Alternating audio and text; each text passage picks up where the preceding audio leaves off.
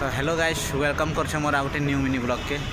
तो आज टॉपिक है आमर गाँव आउ टाउन जेनटा कि पहले गाँव बुझाबी तुमके मुई लॉकडाउन आउ गैस बंद गाँ के किसी असर पड़ला गाँव में किसी असर ही नहीं पड़ी भाई। केनता कले देख एथर गैस सरी एथर गैस नहीं मिलबार आज नहीं मिलूचे बेसी रेट नौ छाड़।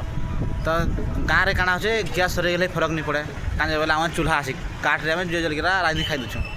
तार बाद 2 नंबर है लॉकडाउन है कोरोना है से टाइम रे गाँव लोग किसी फरक नहीं पड़ी तक सब जिन मिल सकता है गाँव लोग सब मिलता हाँ टाउन रे एखन गैस सरी है टाउन रे देखो जेना खाइब डबल रेट हो डबल रेट। तार बाद बहुत हॉस्टेल मेसरा ही बंद हो सारान आउ लॉकडाउन बोले टाउन रे बेसी इफेक्ट पड़ी आम गाँव में तो इफेक्ट नहीं पड़ी सामान। तो से लगी गाँव में जगह घिन आ गोटे गोटे गाँव में घर बनी था जेना कि दुख समय काम देवा।